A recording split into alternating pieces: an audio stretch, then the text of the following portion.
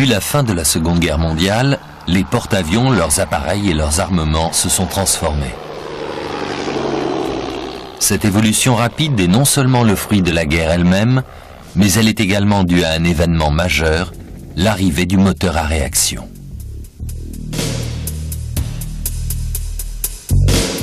La première étape de cette mutation a lieu à peine 8 jours après la signature de la paix. Les porte-avions s'agrandissent avec le lancement de l'USS Midway. Ce nouveau bâtiment déplace 45 000 tonnes, alors que ses prédécesseurs de la classe Essex jaugeaient 27 000 tonnes. En 1942, la construction de 6 unités de la classe Midway avait été prévue, mais seules 3 ont vu le jour. À l'origine, l'accroissement du tonnage est essentiellement dû à l'adjonction d'un pont blindé. Mais le gain en poids ralentissant le navire, il a fallu augmenter la taille des machines, et donc celle de la coque et de son blindage. Et ainsi de suite jusqu'à ce que la Navy accepte un compromis à 45 000 tonnes. Croisant à 33 nœuds, 61 km/h, le Midway est le plus puissant de son époque. Il accueille à son bord 73 chasseurs Grumman Hellcat ou Chance Vought Corsair, ainsi que 64 bombardiers en piqué Curtiss Helldiver, des avions datant tous de la guerre. Mais l'arsenal aéronautique de la Navy va lui aussi faire de grands progrès.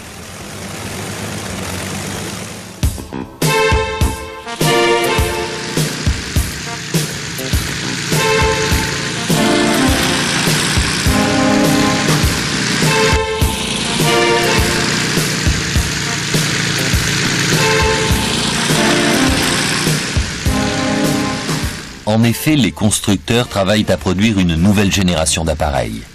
Grumman termine la mise au point du Bearcat, qui doit remplacer le Hellcat. Mais cette nouveauté est déjà obsolète. Les chasseurs à hélice appartiennent désormais au passé.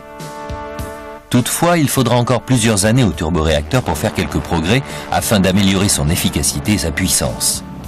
Il parviendra à emmener ses utilisateurs à des vitesses allant bien au-delà des limites physiques imposées par les hélices.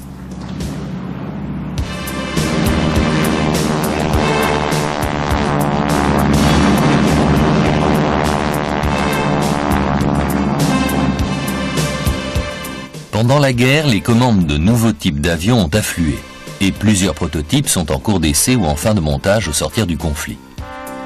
Ils vont exaucer les vœux des pilotes de l'aéronavale. Le Grumman F-7F Tiger Cat, par exemple, est un appareil capable d'effectuer toutes les missions de l'aviation embarquée. C'est un chasseur bimoteur fortement armé, emportant des bombes ou une torpille. Il est commandé dès 1941 et les premiers exemplaires sont livrés en avril 1944.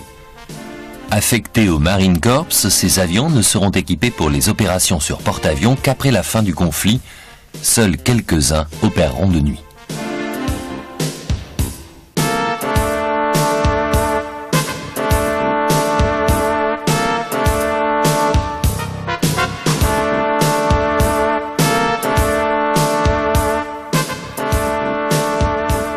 D'une certaine manière, le Tiger Cat préfigure les machines à venir. Les avions seront plus gros et plus lourds, et seront dotés d'un armement beaucoup plus puissant. Mais un autre prototype reflète encore mieux l'avenir de l'aéronavale. Appareil conçu spécialement pour l'US Navy, le Phantom FH-1, construit par McDonnell, effectue son premier vol le 26 janvier 1945.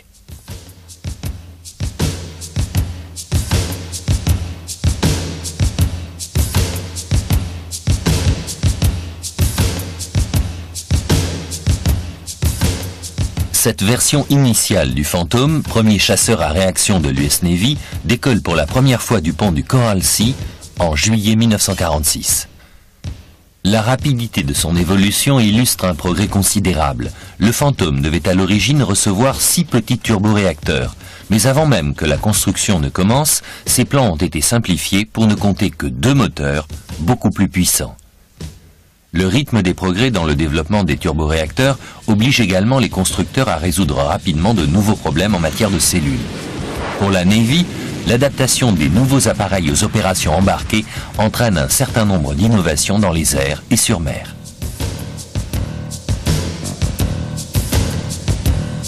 Les Phantoms ne sont pas déployés sur les porte-avions. Les exemplaires livrés servent au Marine Corps. Ces tout premiers jets à entrer en service dans la Navy sont conçus d'une manière assez conventionnelle. La voilure est classique, c'est-à-dire droite, de même que les empennages. L'appareil atteint tout juste la vitesse de 800 km/h et il est rapidement dépassé par ceux de ses semblables qui frôlent le mur du son.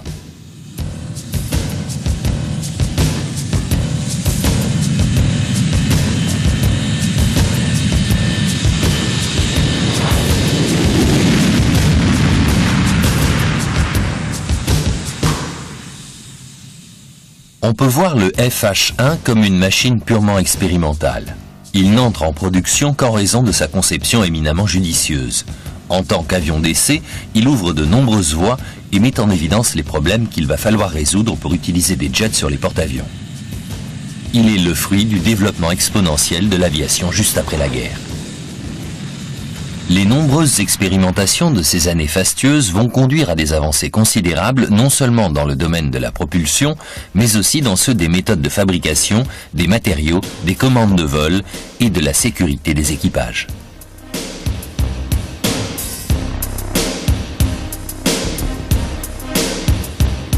Suite à ces expérimentations incessantes, les avions sont devenus plus complexes, plus puissants, plus rapides et plus sûrs. Tous les essais contribuent au progrès, qu'il s'agisse de lancer des vieux Avengers contre des digues en sac de sable ou de faire les premiers vols supersoniques.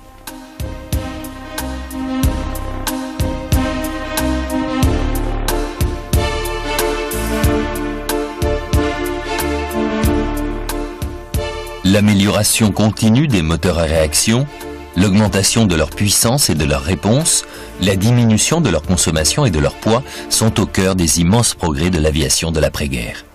Les 800 kg de poussée du moteur équipant le Phantom doublent un an plus tard avec le réacteur monté sur le nouvel avion construit par McDonnell pour l'US Navy, le Banshee.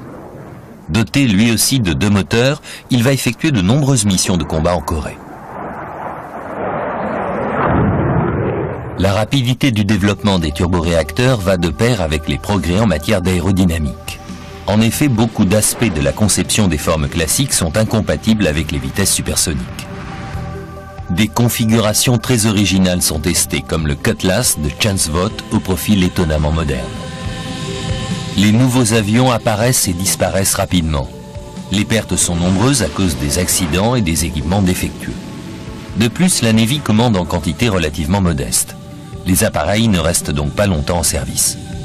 Plus de 20 types de chasseurs différents sortent des ateliers et subissent des essais au cours des 10 ans qui suivent l'arrivée du Phantom en 1947. Une douzaine de ces machines entrent finalement en production, soit plus d'1 avion par an. Les problèmes de mise au point des moteurs émaillent l'histoire des appareils de cette période. Par exemple, le McDonnell F3 de 1951, baptisé le Démon, manque réellement de puissance. Pourtant, sa voilure en flèche et sa vitesse de 1125 km/h témoignent de l'immense pas en avant effectué au cours des 6 années précédentes.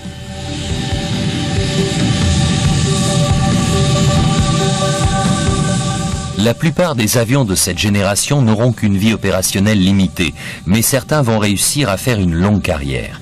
Le Chance Vought F-8U Crusader va rester en première ligne sur les porte-avions pendant plus de 20 ans. La période expérimentale de l'aviation à réaction, donnant naissance à une myriade de prototypes tentant d'escalader le mur du son, sera brève. C'est l'introduction de systèmes électroniques sophistiqués et l'amélioration des formes qui focalisent l'attention. Les voilures à géométrie variable et les avions à décollage vertical sont sur les planches à dessin.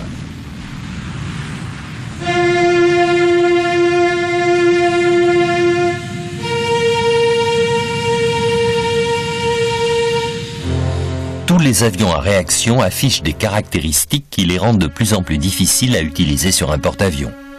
Ils ne cessent de prendre du poids et leur vitesse s'accroît constamment. Plus grave encore, ils exigent des vitesses d'appontage et de décollage plus élevées, ce qui implique des longueurs de pont supérieures et des mesures de sécurité supplémentaires. Sur un porte-avions, un avion dérapant aussi loin aurait au moins atteint la barrière et serait probablement passé au travers pour aller s'écraser contre d'autres appareils, voire même passer par-dessus bord.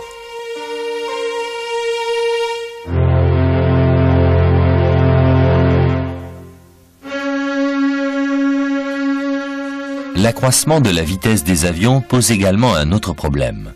Comment un homme d'équipage peut-il sortir d'un avion en perdition à vitesse supersonique? La réponse est évidente, en s'éjectant loin de l'appareil avant l'ouverture de son parachute. Aujourd'hui, l'opération paraît banale, mais à la fin des années 40, ce n'est pas si simple.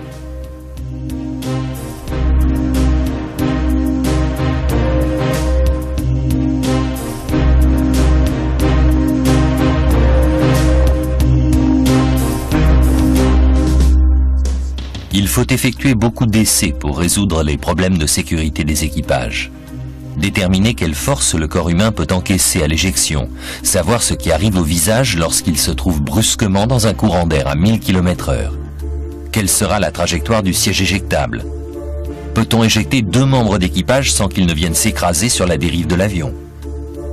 Comment dégager le pilote de son siège sans que celui-ci ne lui retombe dessus?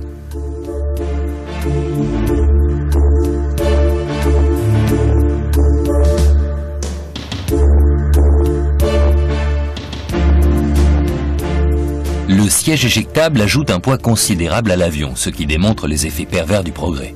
C'est cette question de sécurité qui va changer à jamais la conception des futures générations d'avions. Cette pénalité de poids va bouleverser les règles de base de la fabrication qui devront désormais compter avec cette masse supplémentaire.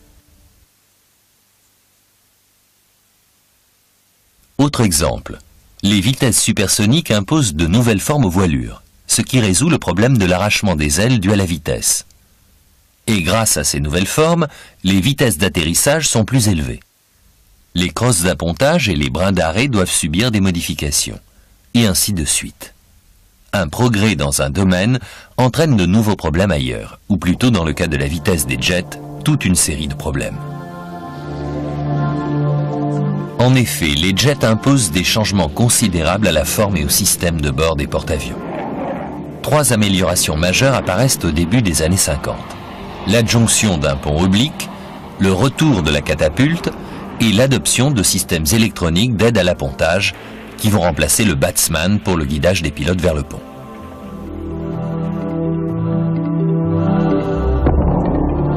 Premier grand bouleversement, le pont oblique. À la fin des années 40, l'énergie cinétique des avions à l'appontage cause de nombreux accidents. Un avion de 5 tonnes s'écrasant à 160 km/h ne peut être retenu par les barrières et finit le plus souvent sa course en entrant en collision avec d'autres appareils, causant des explosions de carburant et de munitions. Le pont oblique permet aux pilotes qui ratent les brins d'arrêt de remettre les gaz et de revenir. En plus de cet avantage déterminant, la piste inclinée dégage un précieux espace sur le pont, fort utile lors des opérations de lancement et d'appontage. Les porte-avions de la classe Midway et les 14 bâtiments de la classe Essex sont donc progressivement modifiés pour recevoir un pont incliné. D'autres transformations de structure renforcent le navire pour supporter les lourds impacts imposés par les avions à réaction à l'atterrissage. Il faut également augmenter la puissance des ascenseurs et les élargir. Un nouveau système de stockage du carburant, doté d'un réseau de protection contre les incendies, doit être installé. Mais il faut aussi trouver de la place pour stocker le kérosène, car les jets consomment beaucoup plus que les anciens avions. Autre amélioration importante, l'installation de puissantes catapultes à vapeur. Aujourd'hui, un F-14 à pleine charge nécessite environ 1600 mètres de piste pour décoller. Sur un porte-avions, cet avion de 30 tonnes est catapulté à plus de 250 km/h en moins de 100 mètres.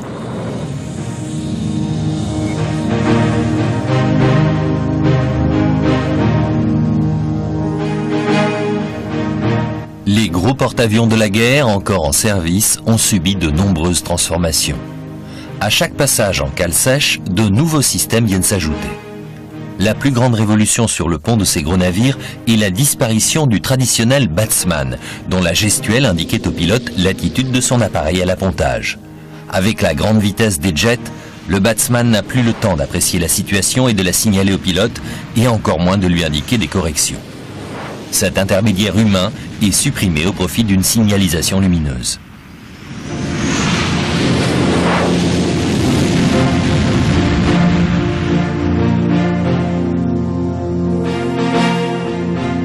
Si les faisceaux qui se reflètent sur le miroir coïncident avec l'indication lumineuse de référence, le pilote sait qu'il est sur la bonne voie.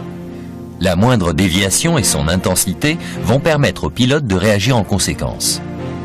Les miroirs sont alignés selon un angle et une hauteur correspondant au type d'avion et aux conditions ambiantes.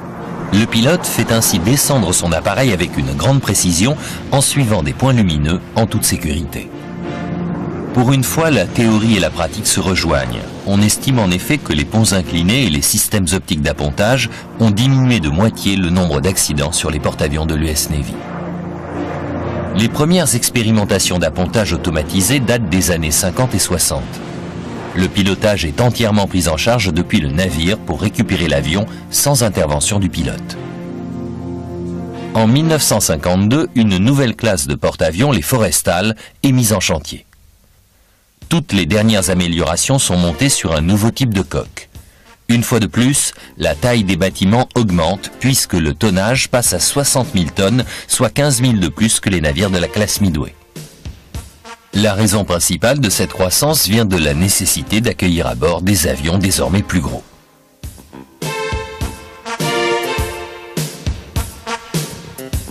Mais la nécessité de ces nouveaux bâtiments est controversée. Certains prétendent que ces gros porte-avions, de même que toutes les forces classiques, sont obsolètes face à l'arrivée de la bombe atomique. Mais c'est précisément la capacité d'attaque nucléaire qui a motivé la décision de l'US Navy de la mise en chantier de cette nouvelle génération. Quoi qu'il en soit, les jets nécessitent désormais plus d'espace dans les hangars et des ponts plus longs pour l'appontage, ce qui suffit à justifier le besoin de navires plus volumineux. La guerre de Corée mettra fin au débat et le Congrès approuvera la construction de la nouvelle génération.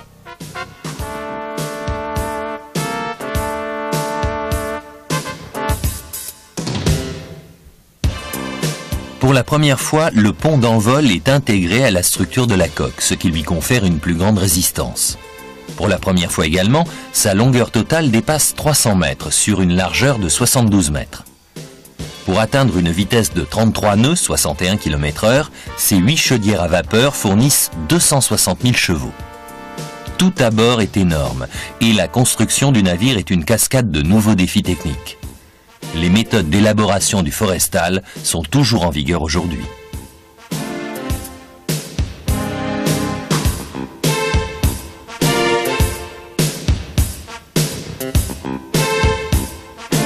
Ces nouveaux bâtiments révolutionnent la conception des porte-avions.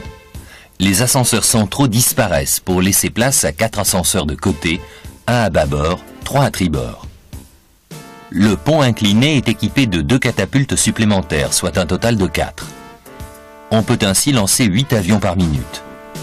La hauteur sous plafond du hangar atteint 7,50 m, permettant le déplacement d'avions beaucoup plus gros. Conçu spécialement pour accueillir des jets, le navire dispose d'une énorme capacité de stockage de kérosène. Quelques améliorations viennent des expériences acquises dans le passé, mais la plupart des changements viennent directement des besoins opérationnels des jets. Après plus de 2 années de construction, le navire est mis à l'eau le 11 décembre 1954, mais va rester à quai encore 10 mois avant d'entrer en service.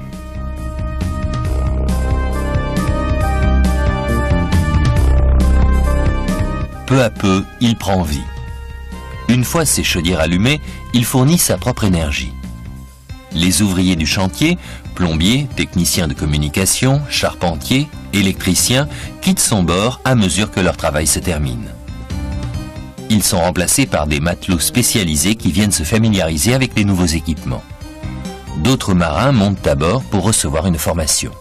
Après les dernières vérifications, le navire est enfin certifié.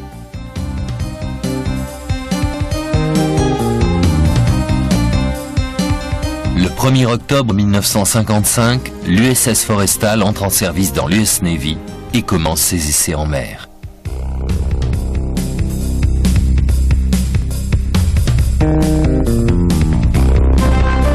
La marine a commandé 6 de ces porte-avions.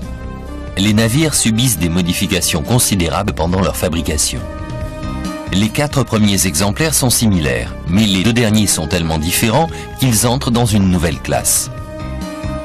La construction de ces 6 unités prend plus de 10 ans, au bout desquels 2 autres porte-avions améliorés de la classe Forrestal sont mis en chantier. Les progrès dans le domaine des missiles qui permettent de se passer des avions pour délivrer des charges nucléaires n'ont pas diminué l'importance militaire des porte-avions. Bien qu'apparentés par le passé à de simples bases mobiles pour missiles, leur valeur stratégique a été reconnue, notamment sur leur capacité en armes non nucléaires. Le département de la défense des États-Unis a compris l'utilité de la puissance aéronavale et décidé de maintenir 15 porte-avions d'attaque en service. Les États-Unis peuvent donc déployer une énorme concentration de puissance militaire mobile si nécessaire. Ce facteur joue aujourd'hui un rôle essentiel dans les relations internationales.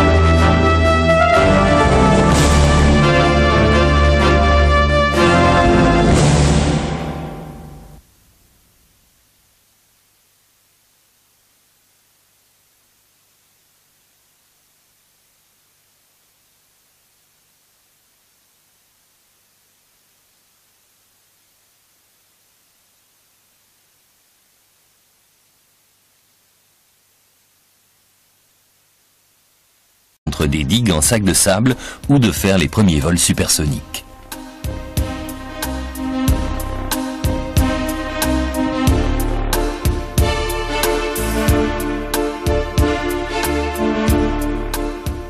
L'amélioration continue des moteurs à réaction, l'augmentation de leur puissance et de leur réponse, la diminution de leur consommation et de leur poids sont au cœur des immenses progrès de l'aviation de l'après-guerre. Les 800 kg de poussée du moteur équipant le Phantom doublent un an plus tard avec le réacteur monté sur le nouvel avion construit par McDonnell pour l'US Navy, le Banshee. Doté lui aussi de 2 moteurs, il va effectuer de nombreuses missions de combat en Corée. La rapidité du développement des turboréacteurs va de pair avec les progrès en matière d'aérodynamique. En effet, beaucoup d'aspects de la conception des formes classiques sont incompatibles avec les vitesses supersoniques. Des configurations très originales sont testées, comme le Cutlass de Chance Vought au profil étonnamment moderne. Les nouveaux avions apparaissent et disparaissent rapidement. Les pertes sont nombreuses à cause des accidents et des équipements défectueux. De plus, la Navy commande en quantité relativement modeste. Les appareils ne restent donc pas longtemps en service. Plus de 20 types de chasseurs différents sortent des ateliers et subissent des essais au cours des 10 ans qui suivent l'arrivée du Phantom en 1947. Une douzaine de ces machines entrent finalement en production, soit plus d'1 avion par an. Les problèmes de mise au point des moteurs émaillent l'histoire des appareils de cette période. Par exemple, le McDonnell F3 de 1951, baptisé le Démon, manque réellement de puissance. Pourtant, sa voilure en flèche et sa vitesse de 1125 km/h témoignent de l'immense pas en avant effectué au cours des 6 années précédentes. Ils vont exaucer les vœux des pilotes de l'aéronavale. Le Grumman F-7F Tiger IV, par exemple, est un appareil capable d'effectuer toutes les missions de l'aviation embarquée. C'est un chasseur bimoteur fortement armé, emportant des bombes ou une torpille. Il est commandé dès 1941 et les premiers exemplaires sont livrés en avril 1944. Affectés au Marine Corps, ces avions ne seront équipés pour les opérations sur porte-avions qu'après la fin du conflit. Seuls quelques-uns opéreront de nuit.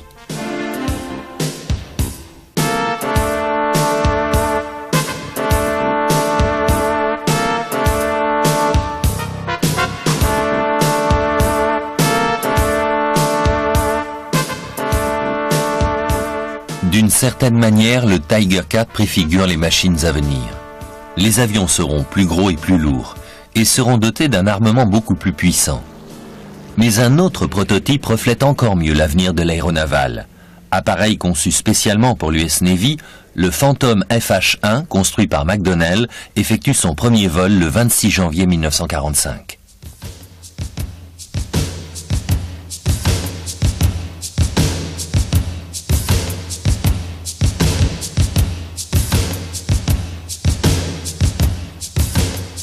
Cette version initiale du Phantom, premier chasseur à réaction de l'US Navy, décolle pour la première fois du pont du Coral Sea en juillet 1946. La rapidité de son évolution illustre un progrès considérable. Le Phantom devait à l'origine recevoir 6 petits turboréacteurs, mais avant même que la construction ne commence, ses plans ont été simplifiés pour ne compter que 2 moteurs, beaucoup plus puissants.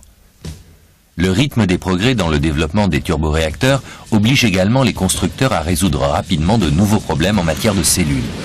Pour la Navy, l'adaptation des nouveaux appareils aux opérations embarquées entraîne un certain nombre d'innovations dans les airs et sur mer.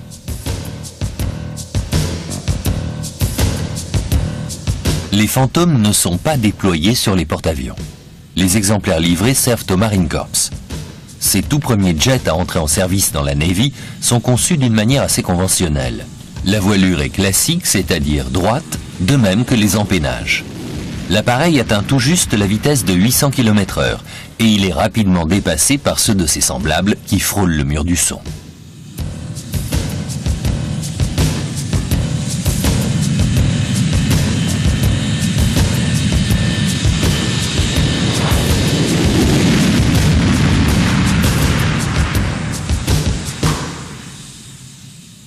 On peut voir le FH-1 comme une machine purement expérimentale.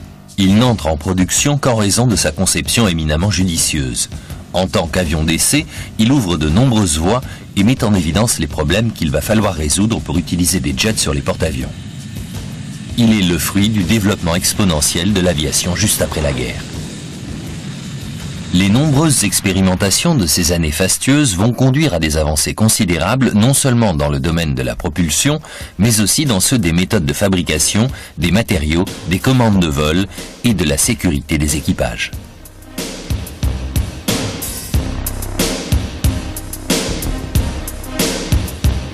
Suite à ces expérimentations incessantes, les avions sont devenus plus complexes, plus puissants, plus rapides et plus sûrs. Tous les essais contribuent au progrès, qu'il s'agisse de lancer des vieux Avengers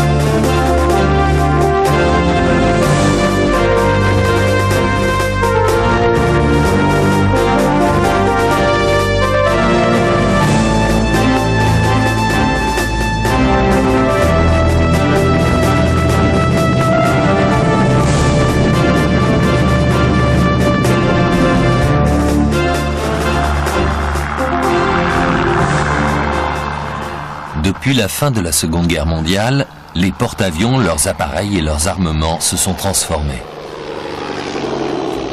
Cette évolution rapide est non seulement le fruit de la guerre elle-même, mais elle est également due à un événement majeur, l'arrivée du moteur à réaction.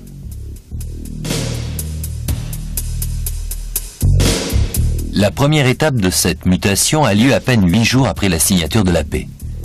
Les porte-avions s'agrandissent avec le lancement de l'USS Midway. Ce nouveau bâtiment déplace 45 000 tonnes, alors que ses prédécesseurs de la classe Essex jaugeaient 27 000 tonnes. En 1942, la construction de 6 unités de la classe Midway avait été prévue, mais seules 3 ont vu le jour. À l'origine, l'accroissement du tonnage est essentiellement dû à l'adjonction d'un pont blindé. Mais le gain en poids ralentissant le navire, il a fallu augmenter la taille des machines et donc celle de la coque et de son blindage, et ainsi de suite jusqu'à ce que la Navy accepte un compromis à 45 000 tonnes. Croisant à 33 nœuds, 61 km/h, le Midway est le plus puissant de son époque. Il accueille à son bord 73 chasseurs Grumman Hellcat ou Chance Vought Corsair, ainsi que 64 bombardiers en piqué Curtiss Helldiver, des avions datant tous de la guerre. Mais l'arsenal aéronautique de la Navy va lui aussi faire de grands progrès.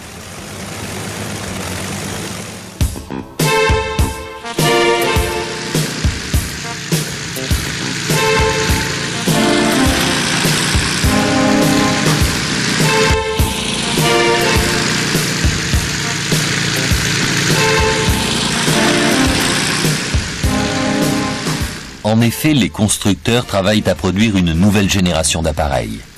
Grumman termine la mise au point du Bearcat, qui doit remplacer le Hellcat. Mais cette nouveauté est déjà obsolète. Les chasseurs à hélice appartiennent désormais au passé.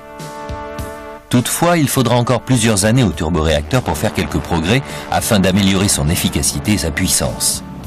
Il parviendra à emmener ses utilisateurs à des vitesses allant bien au-delà des limites physiques imposées par les hélices.